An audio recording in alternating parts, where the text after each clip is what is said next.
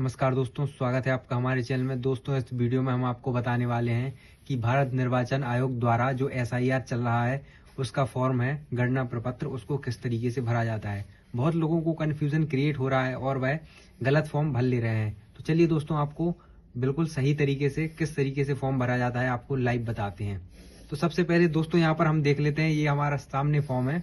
तो सबसे पहले यहाँ पर हमारा जो यहाँ पर सबसे ऊपर है तो यहाँ पर name and contact of BLO. सबसे पहले यहाँ पर नाम, बीएलओ का नाम और फोन नंबर दिया रहता है। उसके बाद यहाँ पर हमारी कुछ डिटेल्स भरी रहती हैं। ये दोस्तों मैंने प्राइवेसी की वजह से यहाँ पर ब्लर कर रखी हैं और इनको हटा दिया है। उसके बाद यहाँ पर एक क्यूआर कोड दिया रहता है और यहाँ पर आगे देखेंगे तो यहाँ पर हमारी फोटो दी रहती है और यहाँ पर एक कॉलम दिया है, यहाँ पर लिखा है वर्तमान फोटो चिपका है। तो सबसे पहले दोस्तों हमें यहाँ पर ये वाला कॉलम है जो हमारी लेटेस्ट फोटो है, सबसे पहले हमें एक लेटेस्ट फोटो इसमें चिपका देनी है। उसके बाद दोस्तों हम जब नीचे की साइड आएंगे तो यहाँ पर हमारे कुछ इस तरीके से ऑप्शन देखने को मिल जाएंगे। सबसे पहले यहाँ पर ऑप्शन आ गया है जन्म तिथि, दिन, माह, वर्ष।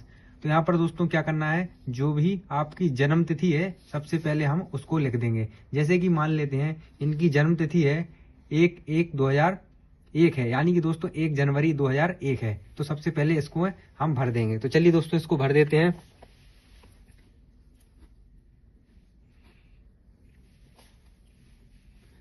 तो ये देखिए दोस्तों, आपको कुछ इस तरीके से जन्म तिथि भर देनी है। उसके बाद दोस्तों यहाँ पर आधार संख्या का ऑप्शन है वैकल्पिक। यदि दोस्तों आपके पास आधार संख्या नहीं है तो आप यहाँ पर नहीं भरें, लेकिन आपको भर देना है। यहाँ पर ये वैकल्पिक ऑप्शन है, यानी कि अगर आपके पास ना भी हो तब भी आप भर सकते हैं, लेकिन फिर भी आप लोग यदि आधार आपके पास उपलब्ध है तो भर दीजिएगा। तो चलिए, जैसे मान लीजिए कि 12 अंक का अपना आधार कार्ड है तो वह हम इस तरीके से भर देंगे।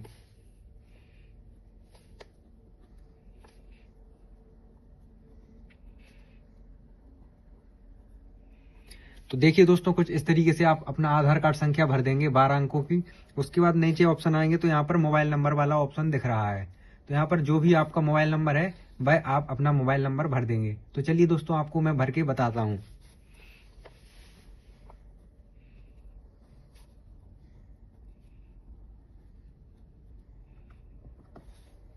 तो देखिए दोस्तों, कुछ इस तरीके से आप अपना मोबाइल नंबर भर देंगे। मैंने यहाँ पर डेमो के लिए कोई भी मोबाइल नंबर भर दिया है। नीचे की ऑप्शन आएंगे दोस्तों तो नीचे है पिता या अभिभावक का नाम। तो सबसे पहले दोस्तों जो भी जिसका भी फॉर्म भर रहे हैं तो आपको यहाँ पर अपने पिता का नाम भर देना है। यदि दोस्तों यहाँ पर यदि दोस्तों कोई अनाथ या दूसरे लोग भर रहे हैं तो यहाँ पर अभिभावक का नाम आता है तो आप ये भर देंगे। तो चलिए दोस्तों, यहाँ पर हम पिता का नाम में यहाँ पर भर देते हैं।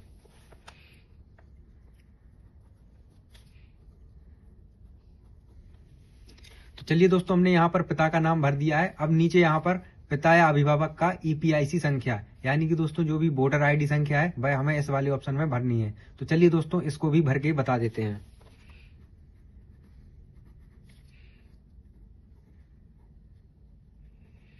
तो दोस्तों इस तरीके से आप अपनी जो भी वोटर आईडी संख्या है वह भर देंगे। नीचे आप आएंगे दोस्तों तो नीचे ऑप्शन है माता का नाम। तो यहाँ पर आपका जो भी माता का नाम है वह आप भर देंगे।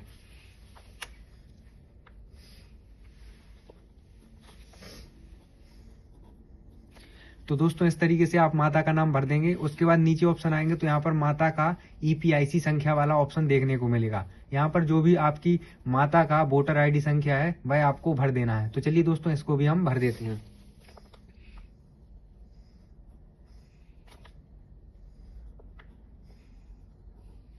तो इस तरीके से आप अपना जो भी वोटर आईडी संख्या है अपनी माँ का वह भर देंगे। नीचे की ओर आएंगे दोस्तों तो यहाँ पर ऑप्शन है पति या पत्नी का नाम यदि लागू हो। यदि दोस्तों जिनका भी फॉर्म भर रहे हैं यदि वह शादीशुदा महिला है तो यहाँ पर पति का नाम भरना है, और यदि यह पुरुष का फॉर्म है तो यहाँ पर पत्नी का नाम भरना है। तो यह दोस्तों हम मान लीजिए डेमो के लिए महिला का फॉर्म भर रहे हैं तो यहाँ पर हमें अपना उनके जो भी पति हैं उनका नाम लिख देता है। तो चलिए दोस्तों, इसको लिख देते हैं। तो कुछ इस तरीके से आप दोस्तों नाम लिख देंगे। उसके बाद यहाँ पर ऑप्शन है पति या पत्नी का नाम ईपीआईसी संख्या। इसके बाद दोस्तों जो भी उनके पति है, अगर आप पुरुष का फॉर्म भर रहे हैं तो यहाँ पर जो भी उनकी पत्नी है तो यहाँ पर उनका भी वोटर आईडी संख्या लिख देंगे। तो चलिए दोस्तों, इसमें भी हम लिख देते हैं।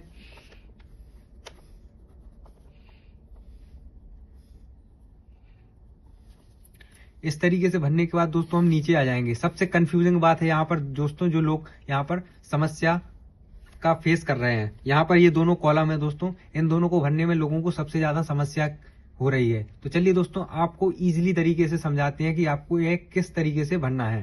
पहला यहाँ पर बॉक्स है, यहाँ पर लिखा है पिछले एसआईआर की मतदाता सूची में मतदाता का विवरण, और दूसरा बॉक्स है यहाँ पर पिछले कॉलम में दिए गए संबंधी का विवरण पिछले एसआईआर के अनुसार। तो यहाँ पर दोस्तों जो पहला वाला बॉक्स है ये केवल उन लोगों को भरना है जिनका 2003 की मतदाता सूची में नाम था। तो दोस्तों यदि आपका भी जिसका भी आप फॉर्म भर रहे हैं यदि उनका 2003 की मतदाता सूची में नाम है तो आपको ये वाला बॉक्स भरना है, ये वाला बॉक्स बिल्कुल भी नहीं भरना है। यदि दोस्तों 2003 की मतदाता सूची में नाम नहीं है तो आपको ये वाला बॉक्स नहीं भरना है, आपको केवल ये वाला बॉक्स भरना है। तो चलिए दोस्तों मैं ये वाला बॉक्स आपको सबसे पहले भर के बताता हूँ, उसके बाद ये वाला भी भर के बताऊंगा। तो मान लीजिए कि जिसका भी आप फॉर्म भर रहे हैं इनका 2003 की मतदाता सूची में नाम था। तो अगर आप जब भी फॉर्म ये वाला कॉलम भरेंगे 2003 की मतदाता सूची में नाम था, तो चलिए दोस्तों आप किस तरीके से भरेंगे। तो सबसे पहले यहाँ पर है निर्वाचक का नाम। तो जो भी 2003 में आपका नाम था मतदाता सूची में वह आप नाम भरेंगे। तो यहाँ पर मान लीजिए यहाँ पर मैं जो इनका फॉर्म भर रहा हूँ तो इनका नाम यहाँ पर निर्वाचक का नाम 2003 की लिस्ट में जो भी था वह हम भर देंगे। तो चलिए दोस्तों यहाँ पर लिख देते हैं।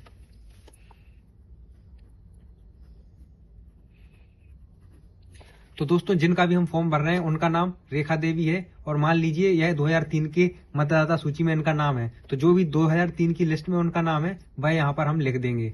उसके बाद दोस्तों 2003 की लिस्ट में उनका जो भी वोटर आईडी संख्या है वह हम लिख देंगे। तो चलिए दोस्तों मान लीजिए इनका वोटर आईडी 2003 की संख्या में जो भी था वह हम इस तरीके से लिख देंगे। तो चलिए दोस्तों लिखते हैं।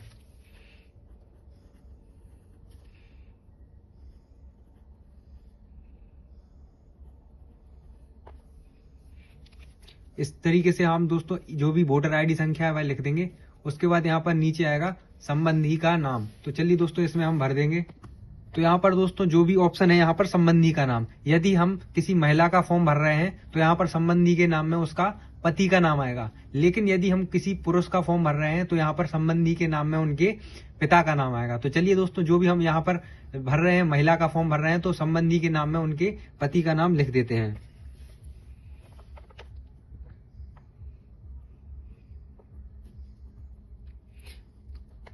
तो दोस्तों मान लीजिए कि इनके पति का नाम यहाँ पर अमन कुमार था, तो नीचे यहाँ पर संबंध वाले ऑप्शन में यहाँ पर पति लिख देंगे।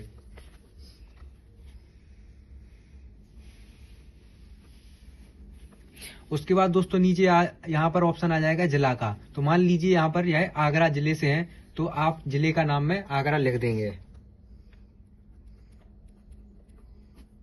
उसके बाद यहाँ पर राज्य का नाम उत्तर प्रदेश है तो मान लीजिए उत्तर प्रदेश लिख देंगे।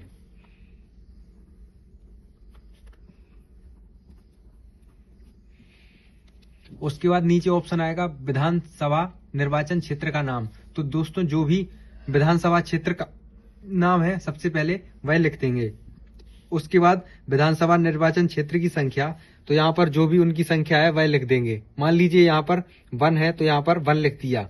भाग संख्या दोस्तों मान लीजिए भाग संख्या यहाँ पर 299 तो यहाँ पर हम उस तरीके से डाल देंगे। उसके बाद क्रम संख्या है 30 तो यहाँ पर हम 30 डाल देंगे। तो कुछ इस तरीके से हम ये लेफ्ट वाला कॉलम भरेंगे। अब दोस्तों आ जाते हैं हम राइट वाले कॉलम के पास। तो राइट वाला कॉलम दोस्तों उन लोगों को भरना है जिनका 2003 की मतदाता सूची में नाम नहीं था। तो इसको किस तरीके से भरना है चलिए दोस्तों मैं आपको बताता हूँ। तो यहाँ पर दोस्तों यहाँ पर फर्स्ट वाला ऑप्शन है यहाँ पर नाम। अब दोस्तों नाम वाले ऑप्शन में यहाँ पर जो भी हम जिसका भी फॉर्म भर रहे हैं तो यहाँ पर इनके पिता का नाम भरना है। यदि दोस्तों पिता का नहीं है तो आप माता का नाम भी भर सकते हैं। तो चलिए दोस्तों जैसे कि हम इनके पिता का नाम भर देते हैं।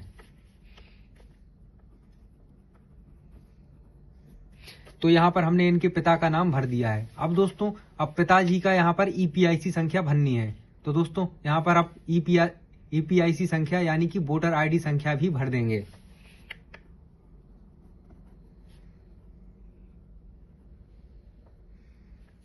तो चलिए दोस्तों यहाँ पर हमने भी EPIC यानी कि वोटर आईडी संख्या भर दी है। उसके बाद यहाँ पर नीचे ऑप्शन आएगा संबंधी का नाम। तो यहाँ पर दोस्तों संबंधी के नाम में लिखना है यहाँ पर जो भी जिसका भी हम फॉर्म भर रहे हैं इनके दादा का नाम या दादी का नाम। तो इन दोनों में से किसी एक का नाम यहाँ पर लिख देंगे। तो चलिए दोस्तों हम यहाँ पर दादा का नाम लिख देते हैं।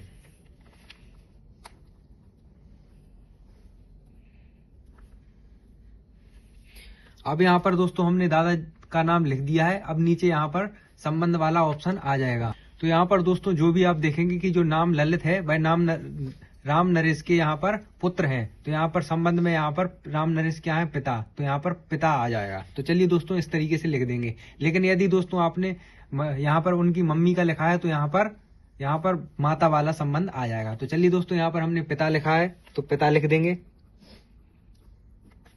उसके बाद दोस्तों जो भी आपके मम्मी पापा का जिला है वह जिला लिख देना है। उसके बाद राज्य का नाम लिख देना है कि मान लीजिए यहाँ पर दोस्तों हम महिला का भर रहे हैं और ये यूपी में निवास कर रही हैं, पर दोस्तों यहाँ पर 2003 की लिस्ट में इनका नाम नहीं है। तो यहाँ पर जो भी हम विवरण भर रहे हैं, संबंधी का विवरण भर रहे हैं, तो उनके पिता का और दादा का यहाँ पर विवरण भर रहे हैं। तो यहाँ पर जो जिला और राज्य का नाम आएगा, ये जिस भी जिले में उनके माता पिता राज्य में निवास कर रहे हैं यह उस राज्य का विवरण आएगा। जैसे कि मान लीजिए कि यह इनके माता पिता मध्य प्रदेश में निवासी हैं, तो यहाँ और मध्य प्रदेश के इंदौर जिले में निवासी हैं, तो यहाँ पर जिले में भी इंदौर आएगा। तो दोस्तों यहाँ पर जो जिला वाला ऑप्शन है उसमें आप जो भी इनके माता पिता हैं वह जिस भी जिले में और राज्य में निवास कर रहे हैं तो यहाँ पर लिख देंगे। तो यहाँ पर मैंने यहाँ पर इंदौर बताया है तो यहाँ पर इंदौर लिख देंगे। उसके बाद यहाँ पर राज्य में मध्य प्रदेश लिख देंगे, जो भी आपका राज्य है। अब नीचे ऑप्शन है दोस्तों विधानसभा निर्वाचन क्षेत्र का नाम, तो ये भी आप दोस्तों लिख देंगे और निर्वाचन क्षेत्र की संख्या। तो चलिए दोस्तों ये भी मैं एक एग्जाम्पल के तौर पर लिख देता हूं। तो कुछ इस तरीके से दोस्तों आप अपना फॉर्म भरेंगे। अब नीचे की ओर ऑप्शन आएंगे दोस्तों, तो नीचे यहाँ पर ऑप्शन है मतदाता या किसी अन्य वयस्क पारिवारिक सदस्य के हस्ताक्षर, बाएं अंगूठे के निशान और तिथि सहित। तो यहाँ पर दोस्तों जो भी मतदाता है जिसका भी यह प्रपत्र भरा गया है तो यहाँ पर उनके साइन कराने हैं। और यहाँ पर दोस्तों यदि वह उनके साइन नहीं होते हैं तो आप फैमिली मेंबर में किसी के भी साइन करा सकते हैं जो भी 18 साल से ऊपर की उम्र का है। और उसमें दोस्तों आपको यह भी लिख देना है कि वह इनसे कोई भी कौन से रिश्ते में है। जैसे कि मान लीजिए जिसका भी फॉर्म भर रहे हैं उनके यहाँ पर बेटा 18 साल से ऊपर का है या बेटी है या कोई भी अन्य सदस्य है तो उनके साइन करा लेंगे और यहाँ पर रिश्ते में उनका लिख देंगे कि यह उनका पुत्र है। और नीचे यहाँ पर तिथि वाला ऑप्शन पर क्लिक, यहाँ पर जो तिथि वाला ऑप्शन है यहाँ पर उनमें डेट डाल देंगे। तो चलिए दोस्तों मैं एक एग्जाम्पल के तौर पे बता रहा हूँ कि यह मतदाता है उसी के साइन किस प्रकार होंगे। तो यहाँ पर दोस्तों जो भी साइन है ये मान लीजिए मतदाता के साइन है तो इस तरीके से साइन हो जाएंगे। और यहाँ पर नीचे यहाँ पर जो भी हमारी डेट है भाई हम यहाँ पर डेट डाल देंगे। तो चलिए दोस्तों इस तरीके से यहाँ पर हम भर देंगे। उसके बाद नीचे यहाँ पर ऑप्शन आ जाएगा बीएलओ के हस्ताक्षर। तो जब भी दोस्तों आप इस मतदाता प्रपत्र को जमा करेंगे तो बीएलओ अपने साइन करके इसको जमा कर लेगा। तो आपको वीडियो कैसा लगा कमेंट करके जरूर बताइए और चैनल को सब्सक्राइब कीजिए और हमें सपोर्ट कर दीजिए। Thanks for watching.